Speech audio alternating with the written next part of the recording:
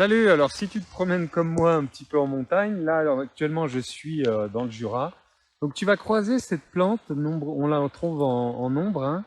Il s'agit de la céreste des champs, donc tu vois cette fleur blanche, donc elle compte 5 pétales là autour, hein, qui sont un petit peu échancrés. Il y a deux lobes qui se détachent, qui sont en forme de cœur vraiment, tu vois. Et voilà, donc elles sont notamment portées par un pédoncule, hein, qui est assez long et poilu notamment. Quoi dire d'autre? Après, à l'intérieur, si on regarde avec la petite loupe, on voit 10 étamines libres, hein. Le pistil est notamment surmonté de 5 styles, hein. C'est une plante qui est de la famille des Caryophyllacées, hein. Donc voilà, son nom scientifique, Cerastium arvenses. Donc voilà, la tige et les feuilles sont dufteuses, hein, notamment. Donc on peut voir, ces feuilles, elles sont plutôt lancéolées.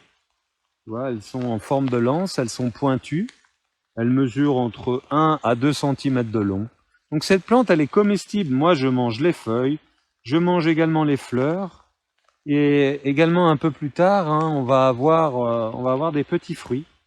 Hein, des petits fruits qui sont sympas et qui peuvent être grignotés comme ça quand tu vas te promener en balade et puis que tu peux aussi évidemment accommoder dans tes plats.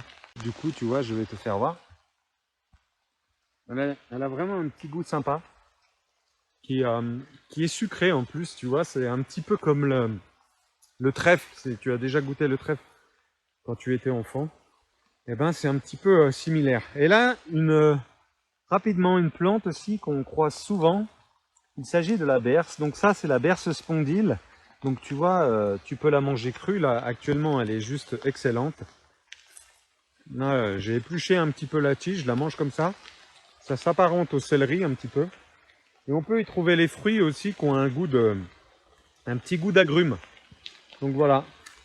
Tu vois, la nature, elle est généreuse, elle est abondante.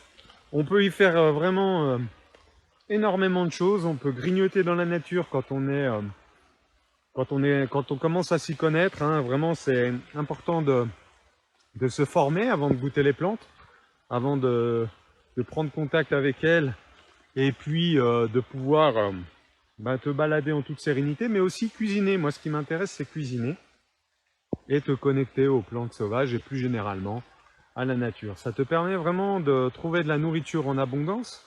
Aujourd'hui, c'est vraiment une richesse et puis une rareté que de pouvoir se nourrir de la nature en abondance comme ça, de manière simple et utile.